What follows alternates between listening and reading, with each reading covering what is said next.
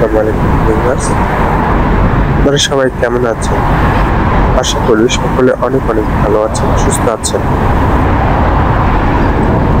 অনেকে প্রশ্ন করেছেন যে পুরোপুরি বর্ডার বন্ধ করে দিলেও তারপরেও কিছু লোকদের ঢুকতে দিচ্ছে দলবদ্ধভাবে। তো কাদেরকে ঢুকতে দিচ্ছে এই বিষয়ে আজকে আমি আলোচনা করব।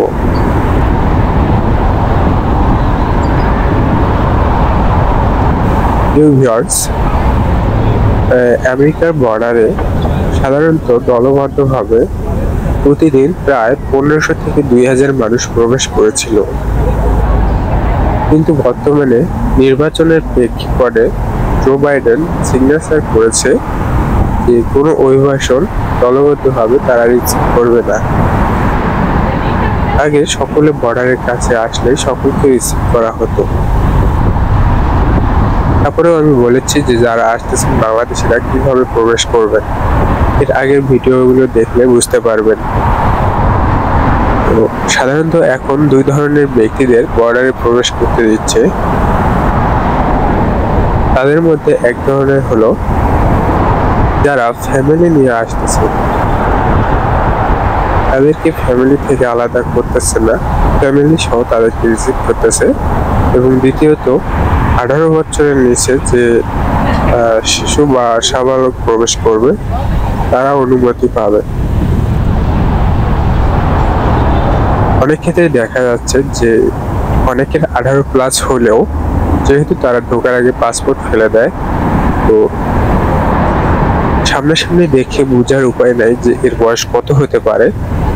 তাদের জন্য একটা বিরাট সুযোগ, তারা খুব ইজি ভাবে ঢুকতে পারবে এবং বলতে পারবে যে সে 18 বছরের নিচে, কারণ তার সাথে কোনো ডকুমেন্ট থাকবে না। একবার প্রশ্ন করেছিল যে সে ফুল ফ্যামিলি নিয়ে যেতে চায়, কানাডা অথবা মেক্সিকোতে ট্যুরিস্ট ভিসায় যেতে চায়। তাহলে ফ্যামিলি নিয়ে আপনি চান তাহলে অবশ্যই আপনি প্রবেশ করতে পারবেন, আপনি এই সুযোগটি কাজে লাগাতে পারবেন।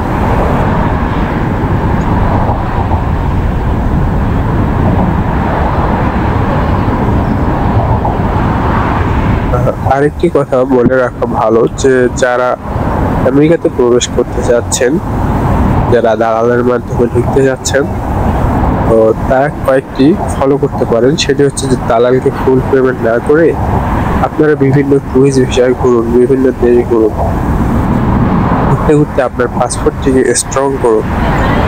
এখন কানাডা ভিজিট ভিসা খুব ইজি হয়ে গেছে, কারণ কানাডাতে কেউ থাকতে চাচ্ছে, যার কারণে কানাডায় ট্যুরিস্ট ভিসার সংখ্যা খুবই বেশি হয়ে যাবে।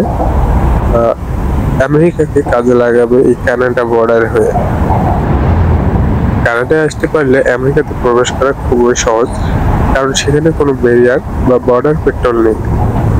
আপনি খুব সহজেই নায়াগ্রা ফলস দিয়ে আপনি প্রবেশ করতে পারবেন।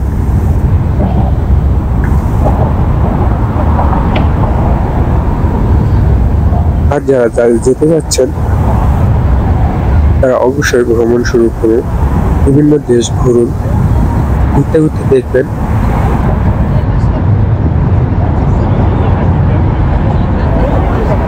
অবশ্যই আপনারা আমেরিকান ভিসা না পেলেও দেখবেন মেক্সিকান অথবা ক্যানাডার ভিসা পাবেন। তো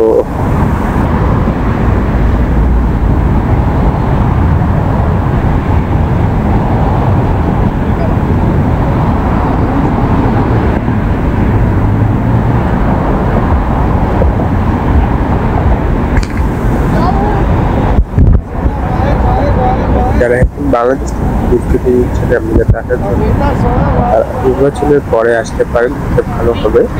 আর যারা রাস্তায় আছেন অথবা মেক্সিকোতে আছেন তারা প্রবেশ করুন যত শীঘ্র সম্ভব।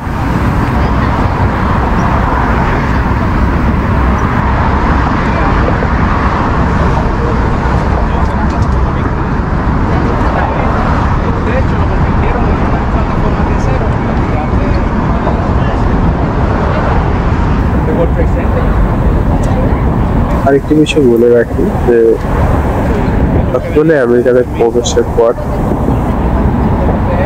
তারা কাজ করতেছে বা কতদিন পর তারা গ্রিন কার্ড পায়। আসলে সত্যি বলতে আপনারা যখন আমেরিকাতে প্রবেশ করার পর ডিটেনশন সেন্টারে যখন যাবেন তখন লয়ারের মাধ্যমে আপনি অ্যাজাইলাম কেস আগে ইজি হতো আবেদন করা, কিন্তু যেহেতু এখন অ্যাজাইলাম কেস দিচ্ছে না সেক্ষেত্রে আপনি অনেক প্রসেস আছে আপনি ডিটেনশন থেকে বের হতে পারবেন, তো সেগুলো আপনি কাজে লাগাতে পারবেন। কিন্তু অবশ্যই আপনাকে আগে এই আমেরিকাতে প্রবেশ করতে হবে।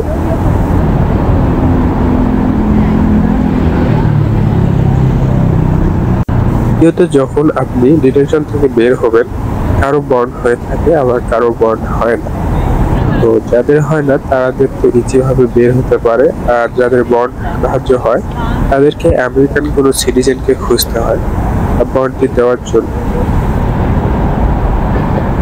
এই বন্ডটি আবার কেসটি ডিসমিস হলে এই বন্ডের টাকা আপনি ফেরত পাবেন। আমার প্রায় আমেরিকাতে প্রবেশের পর প্রায় 7 মাস আমি ডিটেনশনে ছিলাম।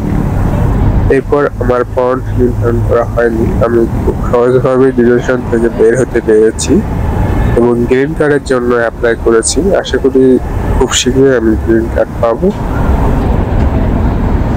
তো একবার গ্রিন কার্ড হয়ে গেলে আমি আমেরিকান পাসপোর্টের জন্য আবেদন করতে পারবো।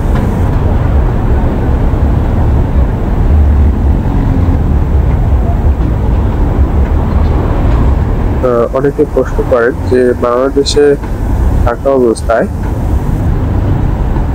তারা ভালো পর্যায়ে থাকে, তারা কত টাকা ইনকাম করে এবং কেন আমেরিকাতে তারা আসতে চায়।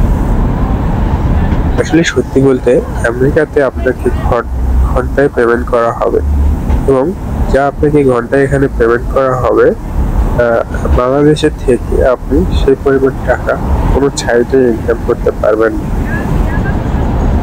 যারা নিউ ইয়র্কে থাকেন নিউ ইয়র্ক কস্টটি অনেক বেশি, তো যারা আসতে যাচ্ছেন নিউ ইয়র্ক ছাড়া অন্য কোনো স্টেটে যাওয়ার চেষ্টা করবেন, সেক্ষেত্রে আপনার কস্টটা অনেক কম পড়বে কিন্তু বেতন সব জায়গায় সেম পাবেন।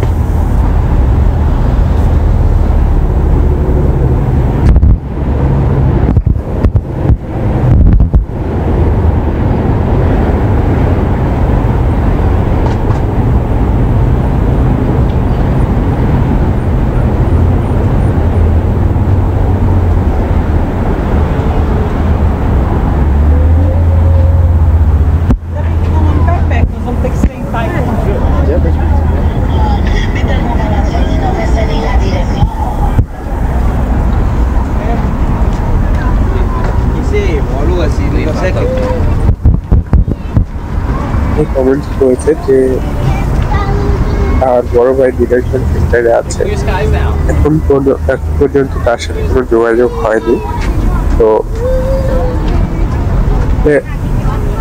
সেখানে যোগাযোগ করতে পারবেন অথবা আপনার ভাই সেখান থেকে আপনার সাথে কন্ট্যাক্ট করতে পারবে, এটা কোনো সমস্যা না। যদি আপনার ভাই চায় যে বাংলাদেশে ফোন করবে সে ফোন করতে পারে এবং তার ইচ্ছা, তবে আপনি যোগাযোগ করতে যাবেন যদি চায় সে যোগাযোগ করবে, কারণ আপনি যোগাযোগ করার চেষ্টা করলে সমস্যা আছে। তো তার সাথে যদি কখনো যোগাযোগ হয় অবশ্যই তাকে বলবেন লয়ার করতে, লয়ার ছাড়া বের হওয়াটা অনেক কঠিন, অবশ্যই লয়ার টাকা খরচ হয়। আপনার ভাইকে বলুন যে লয়ার করতে যদি কথা হয় তার সঙ্গে লয়ার ধরে সে বিভিন্ন লয়ারের মাধ্যমে বিভিন্ন কেস করতে পারবে, যার ফলে তার মামলা ডিসমিশন সে ওয়ার্ক পারমিটে বের হতে পারে।